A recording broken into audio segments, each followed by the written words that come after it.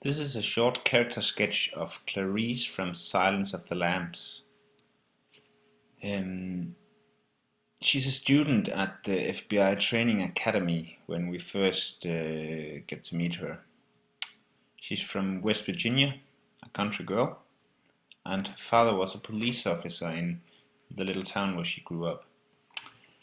When her father died, she moved, or was moved, to Montana to live with her mother's cousin and her husband at a sheep and horse ranch.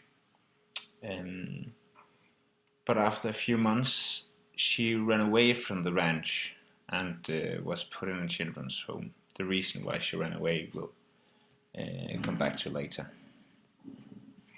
So, why did she choose to be an FBI agent? Um, well, her father died when she was very young, so I guess we can see her choice of career as some some way to make her father proud and continue his quest for a better world by capturing the criminals. What are her strengths and weaknesses? Well, she's a very smart girl and intelligent. She gets a real high score in all her tests, as we see in one of the first scenes where she's called into Jack Crawford's office and is presented to this quest. She has to interview Hannibal Lecter. But her weaknesses, she has some psychological problems relating back to the episodes from her past, the early death of her mother and father, and then we get to know. She tells about an episode, the slaughtering of the spring lambs at the ranch where she was moved to in Montana. She's questioned by Dr. Hannibal Lecter, and she's forced to tell about this traumatic episode where she wakes up early in the morning and see how they are slaughtering the lambs. And this questioning by Hannibal is kind of a trait, so she can get some information from him. What type of detective does that make her? I guess you can say she becomes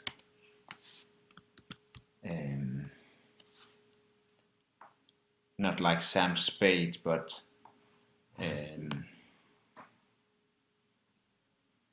neither, but not as a detective like Hercule Poirot either, because she ends up somewhere in between. First of all, she's a woman, so she has to use her brain rather than her muscles to solve the quest, the task.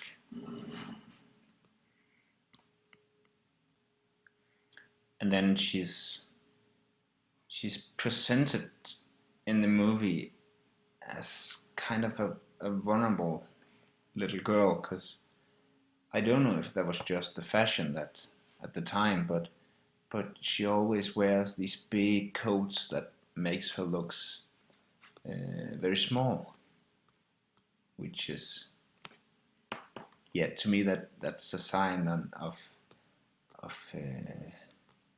yeah, that she's vulnerable. Then we have the relationships between Clarice and the men around her, like how she relates to the men around her, and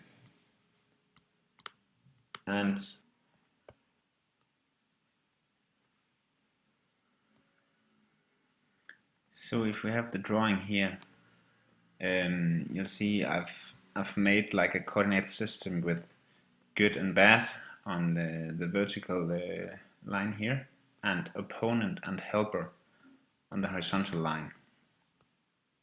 Of course, we have the father as well. Can't forget him. Yeah, he's like the big role model. He was a police officer in West Virginia and died when she was very young. So of course he's like the main role model. But we also have another role model here. If we take a look at Jack Crawford here, I've placed him here in this part of the coordinate system that shows that he is good, but he is also a helper in the quest of catching Buffalo Bill. Jack Crawford is the superior. He's strict, and in some way he also becomes a role model for Clarice, a father figure or a man to look up to. Then we have over here also on the good side, but a real pain in the ass, Dr. Shilton, leader of the hospital where Hannibal Lecter is kept, and he's really trying to obstruct the investigation that Clarice is trying to like catch Buffalo Bill with the help from Hannibal Lecter, but Dr. Shilton is trying to obstruct her investigation in order to win something for himself, to win some credit from the senator. Yeah, so he's a real pain in the ass. Then we have another helper, but on the bad side, Hannibal Lecter. And yeah, he becomes a helper both like in the investigation, but also he's a true psychopath, of course, and he's a former psychiatrist. So what he does to Clarice is he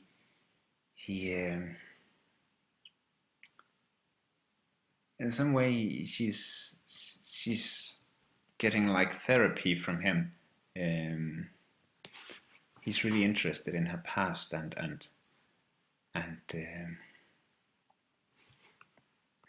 in some way they fascinate each other. Like Hannibal is of course fascinated by psychological problems, and Clarice is fascinated by this evil serial killer who seems to be so polite and yeah, at some points actually quite nice. And then we have Buffalo Bill, the true evil murderer of the movie.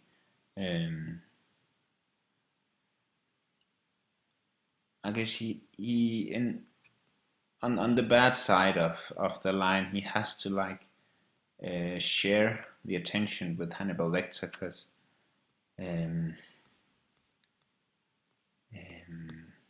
yeah, he's of course the main target for Clarice, and that's really what the relationship is. He is a target for her. He's a person for her to catch, and not someone she gets involved with, like feeling wise. So to sum it all up, we have the father flying high on top of the other four, and then we have the good helper Jack Crawford. We have the bad helper or the psychiatrist mentor Hannibal Lecter. He's teaching Clarice a lot. We have the target, the murderer Buffalo Bill, and then we have the pain in the ass on the good side, Dr. Shilton. That was a short character sketch of Clarice from Silence of the Lambs.